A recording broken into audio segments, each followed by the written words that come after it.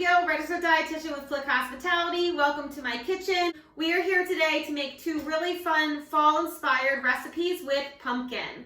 Pumpkin is really good for you, and of course I have this great, wonderful pumpkin here. This is just for display. This isn't an eating pumpkin. This is our carving pumpkin. The smaller pumpkins, the sugar baby pumpkins, are great to cook with, whether you puree the meat down or you toast the seeds.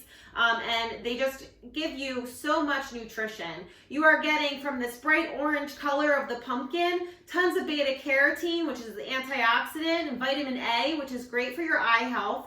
And in fact, even half of a cup gives you over 200% of your daily requirements for vitamin A. But it's also giving you fiber, which makes it filling and satisfying, and a great component to add to any meal or snack. So it's a great nutrient booster for our fall flavored inspired recipes that we're going to talk about today. We are going to use pumpkin in a pancake batter. We're going to make a protein pumpkin pancake that not only has that nutrition boost from the pureed pumpkin, but the pumpkin spices that we come to love for the fall. And then I'm also going to be making a Greek yogurt dip with pumpkin pie spice, which again is going to give us some extra fiber from the pureed pumpkin. And it's also going to be giving us the protein from the Greek yogurt. It's a great combination for a snack or for a breakfast. And you can add with it some whole grain crackers or honey wheat pretzels, even apple slices, celery, your favorite ginger snaps or graham crackers, really whatever you're in the mood to pair with it. So we're going to go ahead and make these two recipes and get the house smelling like fall. All right, I've got my Greek yogurt, about a cup of yogurt, and then I'm going to go ahead and add about half of a cup of the pumpkin.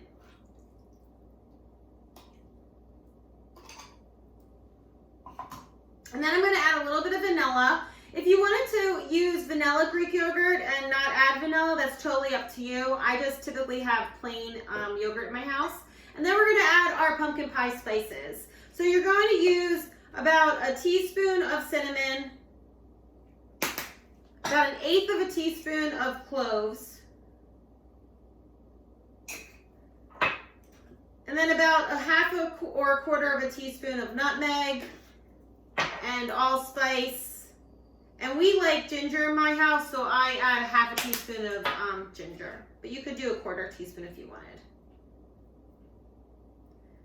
Then once you've got all the spices in, you just blend. And that is really it.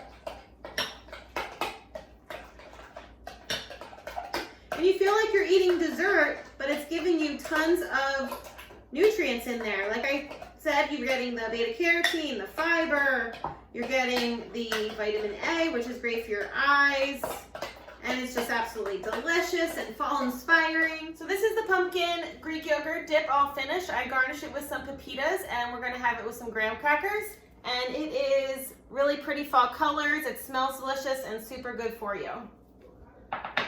So the first thing I wanted to mention when you're getting pumpkin to make recipes is to make sure that you're buying 100% pumpkin and not the pumpkin pie mix that's in the cans, because you want to be in control of the spices and the sugar and anything else that's added in. So this is 100% pure pumpkin. So for the pancake recipe, I'm going to use a cup of milk, and then I'm going to use a half a cup of my pumpkin puree, which I've actually already got here. Pumpkin is one of the favorite ingredients in my house, so we pretty much always have some in the fridge. And then I'm going to add 1 egg and 1 cup of pancake mix. Using whole wheat or whole grain pancake mix with high fiber is going to help to make this even more filling and a whole grain breakfast as well. So I'm going to go ahead and mix that up. You can always add a little bit more milk if you need to get the consistency that you're looking for. But the pumpkin puree actually helps it be a little bit thicker, which I like those thicker pancakes.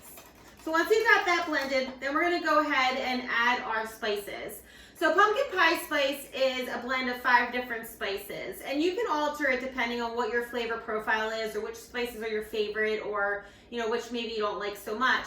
What I like to do is actually take these 5 spices and make my own blend and then stick it in the cabinet in an airtight container. And that way I have it in there to grab for if I'm going to add it to my coffee in the morning, or if the kids are having hot chocolate they like to sprinkle it on. They sprinkle it on their pancakes, their waffles, their yogurt. It's just a favorite spice in my house. So the 5 spices you're going to need are ginger, allspice, cinnamon, cloves, and you're also gonna need nutmeg. So we're gonna go ahead and add these in. Like I said, you can do it to taste, but typically it's about half of a teaspoon or quarter teaspoon of the ginger, 1 teaspoon of the cinnamon. But typically it is equal parts of the nutmeg, allspice, and ginger, and then it's about twice the amount of cinnamon that you put in and about 1/8 of whatever you're putting in of the cloves. The cloves are strong, so you don't need so much of the cloves unless you love them.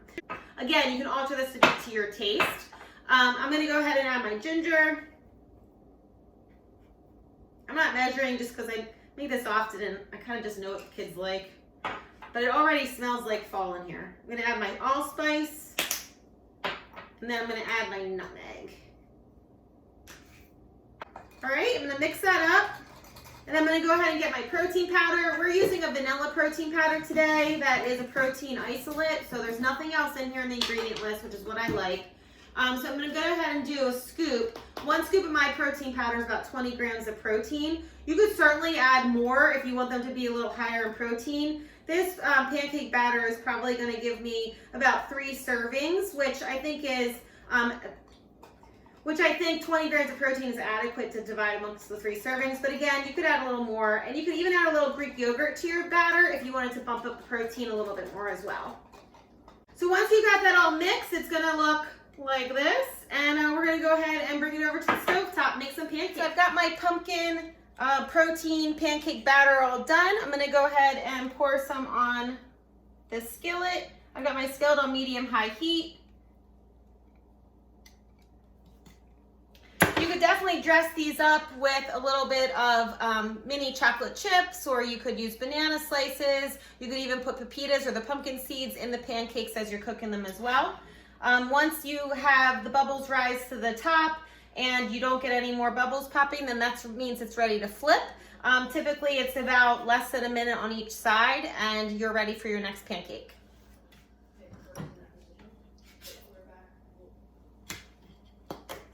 All right, we've got our pumpkin protein pancake. You can garnish it with pumpkin seeds if you like. We're gonna go ahead and have ours with 100% maple syrup.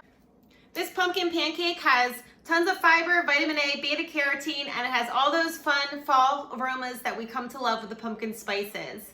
Enjoy! For more recipes and wellness tips, visit Flik Hospitality, YouTube, Instagram, and Facebook. Have a great day!